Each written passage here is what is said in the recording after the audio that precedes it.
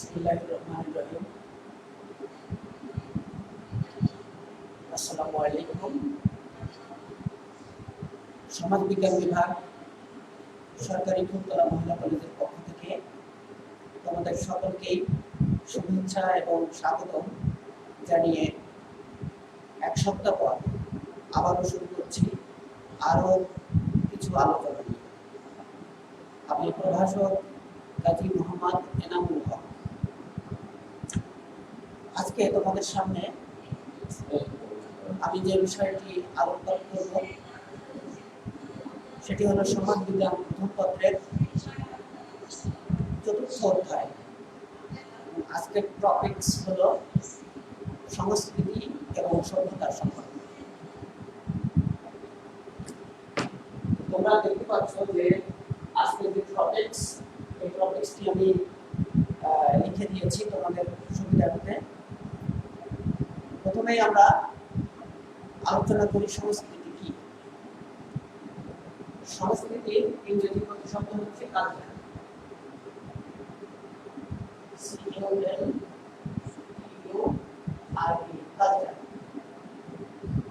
আর সভ্যতার ইংরেজি প্রতিশব্দ হচ্ছে সিভিলাইজেশন। এই দুটো টপিক সম্পর্কে সংক্ষিপ্ত পরিসরে তোমাদের সামনে আমি আলোচনা করব। তাহলে সংস্কৃতির ইংরেজি প্রতিশব্দ হচ্ছে কালচার। কালচার এই শব্দটির সাথে আমরা মোটামুটি ভাবে সবাই পরিচিত আছি। তারপরেও একটি কথা, আসলে কালচার বলতে আমাদের সামগ্রিক যে জীবন ব্যবস্থা, একজন মানুষের সামগ্রিক যে জীবন ব্যবস্থা, সেটাকেই বোঝানো হয়ে থাকে। কালচার বলতে শুধুমাত্র যে কালচারাল সাইড, অর্থাৎ যে গান বাজনা, নাচ, এইগুলোকেই শুধু কালচার বলা হয় না। আমাদের সামগ্রিক যে জীবন ব্যবস্থা, এটাকেই বলা হয় কালচার। তার মধ্যেও বিভিন্ন সমাজ বিজ্ঞানী বিভিন্নভাবে এই কালচারকে সংজ্ঞায়িত করবার চেষ্টা করেছেন। তার মধ্যে একজন প্রসিদ্ধ সমাজ বিজ্ঞানী জনস, তিনি এভাবে সংজ্ঞায়িত করেছেন যে culture is the sum of men's creation. Culture is the sum of men's creation. Sum অর্থ হচ্ছে সমষ্টি। তাহলে culture is the sum of, culture হচ্ছে সমষ্টি। কিসের সমষ্টি? সাম অফ মেন্স ক্রিয়েশন, মানব সৃষ্ট, অর্থাৎ মানব সৃষ্ট সকল কিছুর সমষ্টি হলো কালচার। আমি একটু লিখিয়ে সহযোগিতা করি তোমাদের। কালচার ইজ দ্য সাম, এই সাম কিন্তু SOME না, SUM, যেটা হচ্ছে সমষ্টিকে বোঝায়। Sum of men's creation, men's creation. Culture is the sum of men's creation. তাহলে মানব সৃষ্ট সকল কিছুর সমষ্টি হচ্ছে কালচার। তাহলে কালচার সম্পর্কে আমরা জানলাম। এ পর্যায়ে জানি যে আসলে কালচার এর বৈশিষ্ট্যগুলো কি। কালচার এর অন্যতম বৈশিষ্ট্য হচ্ছে এই কালচার অর্থাৎ সংস্কৃতিটা হচ্ছে অর্জন করতে হয়। এটা হচ্ছে অর্জিত, অর্জিত। এটা এমনি এমনি আসে না, এটা অর্জন করতে হয়। তারপর এটা হচ্ছে সার্বজনীন। কালচার হচ্ছে সার্বজনীন, সর্বত্র বিরাজমান। সমাজ যেমনি ভাবে পরিবর্তন হয়ে থাকে, ঠিক তেমনি ভাবে কালচার বা সংস্কৃতিও কিন্তু পরিবর্তনশীল। তাহলে এটা হচ্ছে সংস্কৃতির অন্যতম একটি বৈশিষ্ট্য, পরিবর্তনশীল। পরিবর্তনশীল। এই কালচার সমাজ দ্বারা নিয়ন্ত্রিত হয়। কালচার এমনি এমনি ভাবে চলতে পারে না, সমাজ দ্বারাই হচ্ছে সংস্কৃতি নিয়ন্ত্রিত। তাহলে সমাজ দ্বারা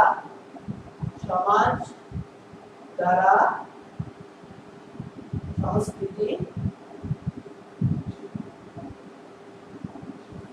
নিয়ন্ত্রিত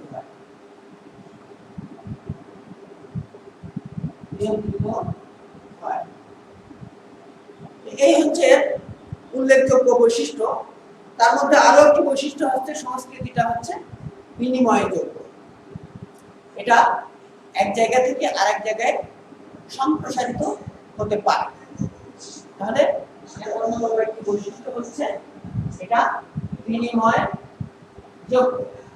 একটা কালচার থেকে বা একটা সংস্কৃতি দেখে আমরা অনেক সময় শিখে থাকি, তাহলে বিনিময়যোগ্য, বিনিময় করা যায়। এ পর্যায়ে আমরা আসি যে সংস্কৃতির প্রকারভেদগুলো কি। সংস্কৃতি মূলত দুই প্রকার, একটা হচ্ছে বস্তুগত সংস্কৃতি আর দ্বিতীয়টি হচ্ছে অবস্তুগত সংস্কৃতি। তাহলে আলোচনা করি যে বস্তুগত সংস্কৃতি বলতে কি বোঝায়। তাহলে একটা হচ্ছে বস্তুগত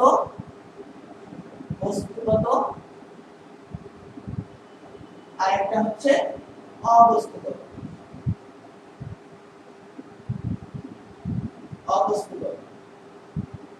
এটা হচ্ছে সংস্কৃতির প্রকারভেদ। বস্তুগত সংস্কৃতিটা কি? বস্তুগত সংস্কৃতিটা বলতে বোঝায় এমন সংস্কৃতি যেটা দৃশ্যমান, যেটাকে দেখা যায়, যেটাকে ছোঁয়া যায়, এটা হচ্ছে বস্তুগত সংস্কৃতি। এক্ষেত্রে আমরা উদাহরণস্বরূপ বলতে পারি যেমন চেয়ার, টেবিল, বিল্ডিং বা যেগুলো আমরা সচরাচর চোখে দেখি, যেগুলোকে ধরা ছোঁয়া যায়, এটা হচ্ছে বস্তুগত সংস্কৃতির অন্তর্গত। আর অবস্তুগত সংস্কৃতিটা হলো তার ঠিক উল্টা, অর্থাৎ যে সংস্কৃতিটাকে ধরা যায় না, ছোঁয়া যায় না, দেখা যায় না, কিন্তু অনুভব করা যায়, সেটা হলো অবস্তুগত সংস্কৃতি। অবস্তুগত সংস্কৃতির যে সংজ্ঞা এখানে যদি আমরা উদাহরণ দিতে চাই, সেক্ষেত্রে আমরা উদাহরণ দিতে পারি যেমন আমাদের কণ্ঠ কিন্তু ধরা যায় না, ছোঁয়া যায় না, দেখা যায় না, অনুভব করা যায়। মেধা, এটা হচ্ছে ধরা যায় না, ছোঁয়া যায় না, অনুভব করা যায় যে কার মেধা কত। পরীক্ষা দেওয়ার পর তার মেধার যে ধার, তার যে মেধা প্রখর নাকি সাধারণ, এটা বোঝা যায়, অনুধাবন করা যায়। তাহলে এটাকে আমরা অবস্তুগত সংস্কৃতির একটি উৎকৃষ্ট উদাহরণ হিসাবে আমরা ধরে নিতে পারি। এ পর্যায়ে আমি আলোচনা করি যে সভ্যতা বলতে কি বোঝায়। আমি প্রথমেই তোমাদেরকে বলেছিলাম যে সভ্যতার ইংরেজি প্রতিশব্দ হচ্ছে সিভিলাইজেশন। সিভিলাইজেশন, সভ্যতা, এই সব শব্দ সম্পর্কে আমাদের মোটামুটি ধারণা সবারই আছে। এখানে একজন সমাজবিজ্ঞানী একটা সহজ সংজ্ঞা দিয়েছেন, সমাজবিজ্ঞানী মর্গান। তিনি তার অ্যানসিয়েন্ট সোসাইটি নামক যে গ্রন্থ, সেখানে তিনি বলেছেন যে সভ্যতা হচ্ছে কুসংস্কার বর্জিত সমাজের চূড়ান্ত রূপ। কুসংস্কার বর্জিত সমাজের চূড়ান্ত রূপ। কারণ সমাজ কিন্তু এক জায়গাতেই দাঁড়িয়ে নাই। একটা পর্যায়ে সমাজ ছিল একেবারেই নিরীহ প্রকৃতির, সংস্কৃতি ছিল একেবারেই নিরীহ প্রকৃতির, মানুষের জীবনযাত্রা ছিল একেবারেই নিরীহ প্রকৃতির, সাধারণ সাদামাটা। পরবর্তীতে এটা প্রতিনিয়তই পরিবর্তিত হতে হতে আজকের এই আধুনিক সভ্যতায় রূপান্তরিত হয়েছে। তো এই জন্য এই সমাজবিজ্ঞানী মর্গানের যে সংজ্ঞা, এটাকে অত্যন্ত উৎকৃষ্ট এবং ভালো মানের একটি সংজ্ঞা হিসাবে আমরা স্বীকৃতি দিতে পারি যে সভ্যতা হচ্ছে কুসংস্কার বর্জিত সমাজের একটা চূড়ান্ত রূপ। এখন এই যে সংস্কৃতি এবং সভ্যতা আমরা আলোচনা করলাম, এই সংস্কৃতি এবং সভ্যতার মধ্যে কিছু সম্পর্ক রয়েছে, কিছু পার্থক্য রয়েছে। তো পার্থক্যের মধ্যে রয়েছে হচ্ছে সংস্কৃতি হচ্ছে বস্তুগত এবং অবস্তুগত, যে কোনোটাই হতে পারে।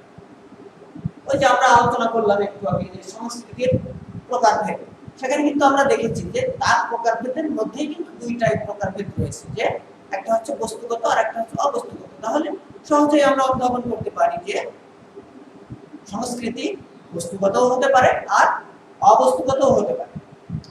অন্যদিকে যদি সভ্যতা বিশ্লেষণ করি, সেক্ষেত্রে সভ্যতা কিন্তু অবস্তুগত হতে পারে, বস্তুগত হতে পারে। হ্যাঁ, বস্তুগত বাইরে সভ্যতা হতে পারে। তারপরে আমরা সংস্কৃতি যদি হিসাব নিকাশ করি, তাহলে সংস্কৃতিটা হচ্ছে মানুষের ভিতরের দিক, অর্থাৎ অন্তরকে নির্দিষ্ট করা হয়েছে, মনের কথা বলা হয়েছে। আর সভ্যতাটা হচ্ছে মানুষের বাহ্যিক দিক, তার বাহ্যিক যে কর্ম, বাহ্যিক যে আচরণ, বাহ্যিক যে দৈহিক যে অবস্থান, এটাকে বলা হয় সভ্যতা। তারপর সভ্যতার সুনির্দিষ্ট মানদণ্ড রয়েছে, কিন্তু সংস্কৃতির কোনো সুনির্দিষ্ট মানদণ্ড নাই। সংস্কৃতি অগ্রসর মান নয়, আসলে অগ্রসর মান নয়। এটা যদি আমরা ধর্মীয় দৃষ্টিকোণ থেকে দেখি, তাহলে দেখো যে আমাদের হযরত মুহাম্মদ সাল্লাল্লাহু আলাইহি ওয়াসাল্লাম আল্লাহর দরবার থেকে যে 5 ওয়াক্ত নামাজ তিনি অর্জন করেছিলেন, সেই 5 ওয়াক্ত নামাজ এখন কিন্তু 6 ওয়াক্ত হয় না। ইসলাম ধর্ম পরিবর্তিত হয়ে তার নাম অন্য কিছু হয় না, একই রয়ে গিয়েছে। মানুষের যে ধর্মীয় ব্যবস্থা, রোজা 1 মাস বছরে, এটা কিন্তু পরিবর্তিত হয় না। এখানে এর দ্বারাই আমরা মোটামুটি বুঝতে পারি যে সংস্কৃতিটা কিন্তু অগ্রসরমান নয়, আর সভ্যতা হচ্ছে প্রতিনিয়তই পরিবর্তিত হচ্ছে। আজকে তোমরা খেয়াল করতে পারো যে খুব বেশি দিনের আগের কথা নয়, যখন আমরা তোমাদের ক্লাস নিয়েছি, তখন আমরা সাধারণ ব্ল্যাকবোর্ড ব্যবহার করেছি, সেখানে চক, ডাস্টার এগুলো ব্যবহার করেছি। কিন্তু পরবর্তীতে দেখো রূপান্তরিত হয়ে এখন এই হোয়াইট বোর্ড তোমাদের সামনে আমরা উপস্থাপন করছি, এবং এখানে মার্কার পেন ব্যবহার করছি। শুধু তাই নয়, বর্তমানে কিন্তু এখন তোমাদের সামনে আমরা যেভাবে ক্লাস নিচ্ছি, এটা কিন্তু আরো অগ্রসরমান সংস্কৃতির একটি সভ্যতার একটি প্রকাশ। ডিজিটাল পদ্ধতিতে তোমাদের সামনে আমি যে ক্লাস উপস্থাপন করছি, এটা কিন্তু সভ্যতারই অন্যতম একটি নিদর্শন হিসাবে আমরা স্বীকৃতি দিতে পারি। তাহলে সংস্কৃতি অগ্রসরমান নয়, এবং সভ্যতা হচ্ছে প্রতিনিয়ত পরিবর্তনশীল এবং অগ্রসরমান। এরপরে সংস্কৃতির ফল বা আশীর্বাদ যে কেউ সহজেই গ্রহণ করতে পারে না, কিন্তু সভ্যতার ফল সকলেই গ্রহণ করতে পারে। সংস্কৃতি এর স্থায়িত্ব বেশি। ওই যে বললাম না, সেই পুরাতন আমল থেকে কিন্তু আমরা যে ধর্ম পালন করছি, তাহলে তার স্থায়িত্ব দেখো এখনো টিকে রয়েছে, এবং যতকাল পৃথিবী বেঁচে থাকবে ততদিনই কিন্তু এই সংস্কৃতি টিকে থাকবে। কিন্তু সভ্যতা প্রতিনিয়তই পরিবর্তনশীল। আজকে একরকম, আগামীকাল দেখা যাচ্ছে আর এক রকম, তারপরের দিন আর এক রকম। তোমরা যদি ফোনের দিকে খেয়াল করো, যে আজ থেকে 10 বছর আগে একটা ফোন থাকা মানেই অনেক বেশি একটা কিছু ছিল, কিন্তু তখনকার যে ফোনটা ছিল সেটা হলো বাটন ফোন। আমরা বাটন টিপে টিপে কল করতাম। এর মধ্যে যখন গান বাজনার একটা সিস্টেম শুরু হলো, তখন অনেকেই খুব মজা পেল, খুব সুন্দর তো।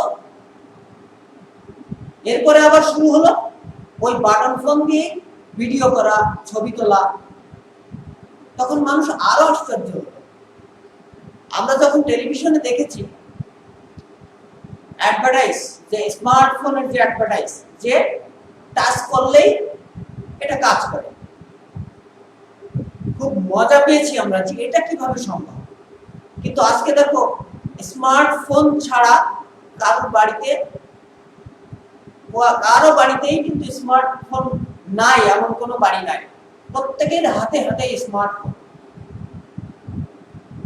তারপর এখন আর হাতে হাতেও লিখতে হয় না,